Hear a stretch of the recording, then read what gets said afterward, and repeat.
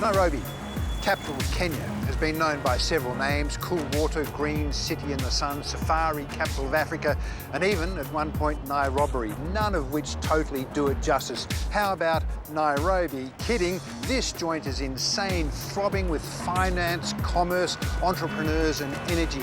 It's a sizzling, wok-fried entanglement of human noodle. It grinds, it's fast, except for the traffic, which is a mind-boggling melee of incomprehensible confusion. If the chaos in your life is losing you sleep, come here, compare it to a slice of Nairobi. You'll slumber like a baby. Let's just keep the feeling. This thriving modern capital exists in overdrive, and while it's hardly a pretty city aesthetically, it boasts the enviable title of being the only capital city with a national park on its doorstep. And it's the launching pad for this week's adventures on Scenic's Victoria Falls, an East African adventure. So far, we've taken in some of the continent's most marvellous sights, from Zimbabwe's Victoria Falls through to Botswana's Chobe National Park and the magnificence of Kenya's Masai Mara.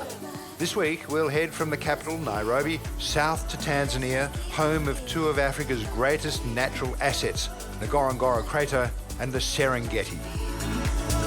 Let's just keep the feeling. Before we do, we've headed just outside the city of Nairobi and into the landscape that has lured many a foreigner to fall in love. In 1913, Danish woman Karen Blixen married her half-cousin and they moved to a farm near Nairobi to grow coffee. The husband soon proved more interested in hunting and left the running of the farm to Karen.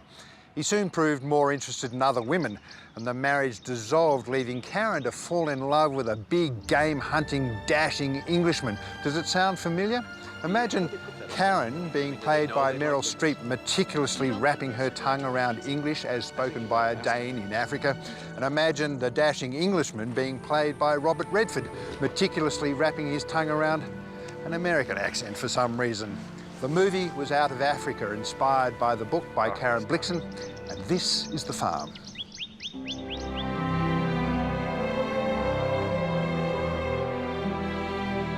Scenic guests are invited for a guided tour of her home, now a museum dedicated to the memory of Karen Blixen and that great African love affair.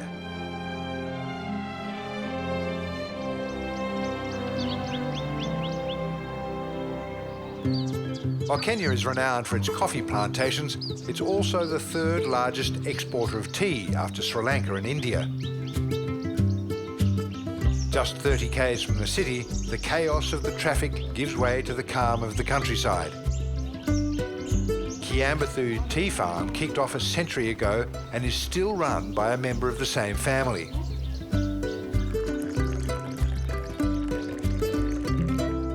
Tea has been produced here since 1918. My grandfather planted tea from a seed, which was sent to him as a gift from a friend in India. So what we grow here is the Indian variety of tea. Why is it great for growing tea here? It has the right soil conditions and it has the rainfall. Tea likes a good rainfall, about 45, 50 inches, just over 1,000 millimetres. And we do get that. We've come up a couple of thousand feet from Nairobi. We're 7,200 feet.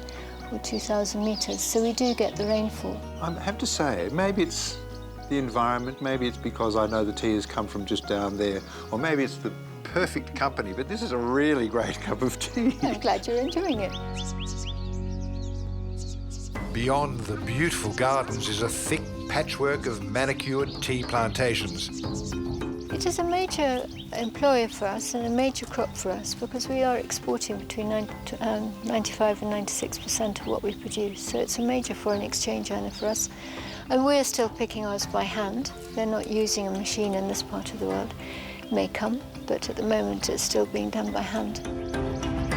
A lovely home-cooked meal tops off what is a thoroughly delightful way to finish up our time in Kenya.